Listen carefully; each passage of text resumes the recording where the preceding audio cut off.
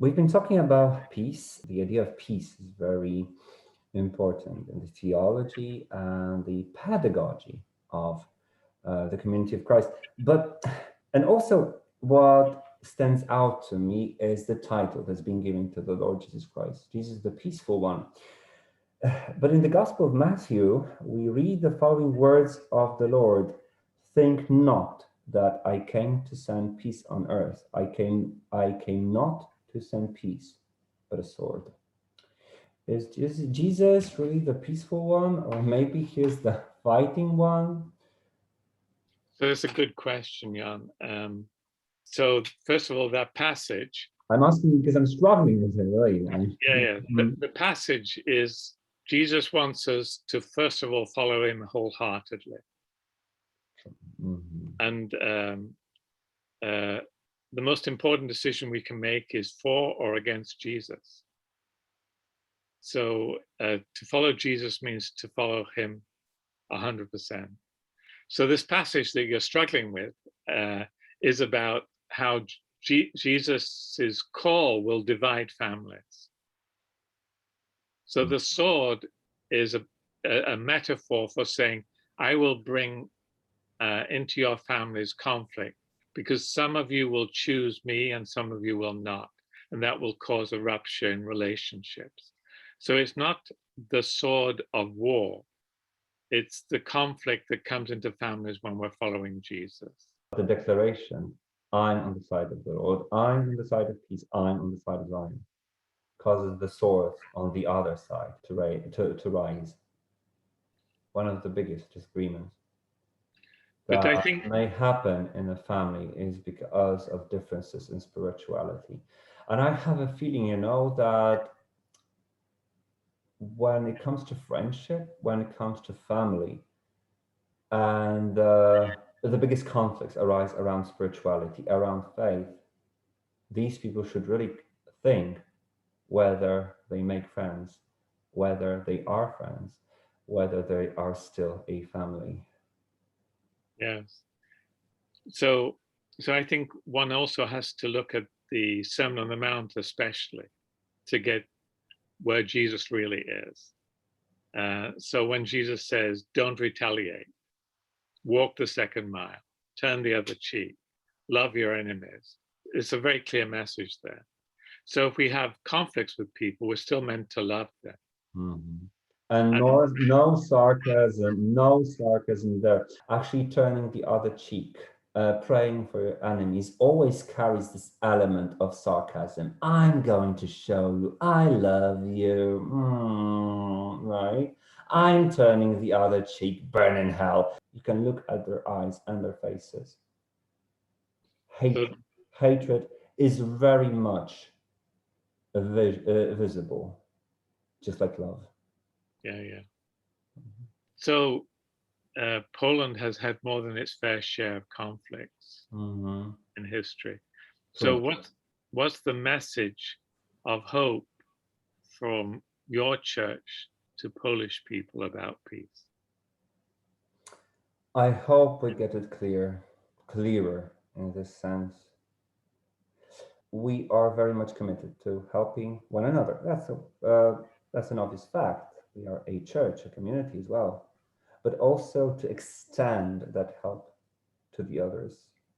I really liked all those pre-pandemic moments. Now it's kind of changing, and I hope we are going to come back to square one, to also participate in all the possible charity work along with other churches. But there is this element of prejudice in the Polish nation, and I'm not blaming Polish people for that, for this element of prejudice and feeling insecure when it comes to different faiths. Different in the sense like other faiths. The most painful thing that happened to the Polish nation is the fact that this is the differences, this is the prejudice, these are the hostilities that kept destroying this nation. The idea for what the Commonwealth of Poland was supposed to be in, like, for example, the 16th or of the 17th century, is to be the first nation in Europe not to have stakes, not to have religious conflicts. And somehow we lost it. I do understand why. There were philosophers, and also the Catholic Pope John Paul II said that there is something that's called the spirit of being Polish.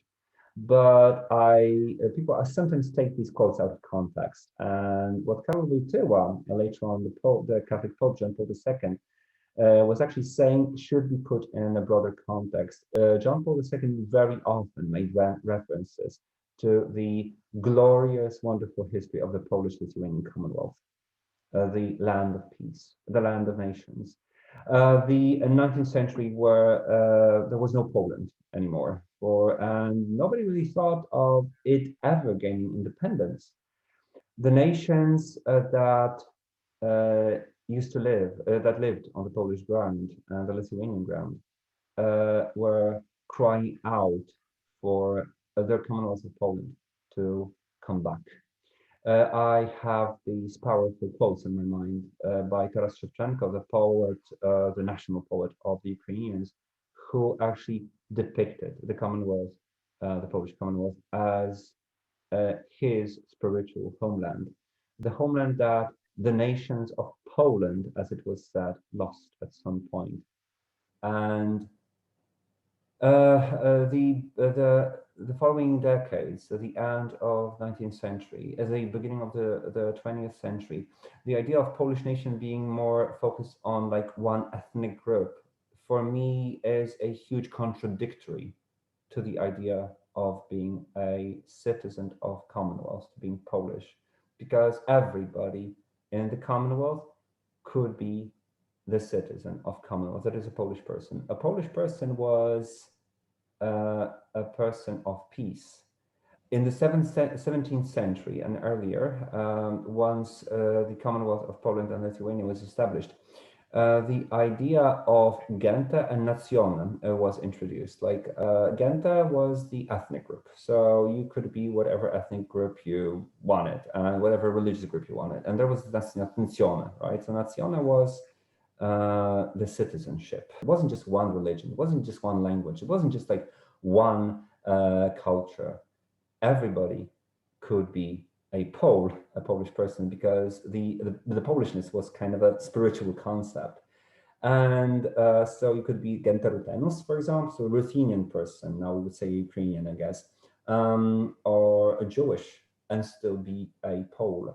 This idea, there were struggles to actually bring back this idea at the beginning of the 20th century, when after a long time, after 123 years of occupation, Poland regained its independence, but this spirit of Polishness, of being a Commonwealth citizen, was no longer there. People were divided. World War II was coming. Nations of Europe were divided, and Poles were divided as well. Me personally, I am a member and I am a citizen of the Commonwealth of Poland. And so in my way, in a way, I'm this romantic Pole, you know. I miss the good old days that for me are my own mythology of being a Polish citizen. And I hope that in a way, coming back to what we're talking about, I hope that the church can bring this element back. A Polish person as a person of peace, not a person of pride, and not a person of prejudice. And we have the same struggles in Britain. Mm-hmm.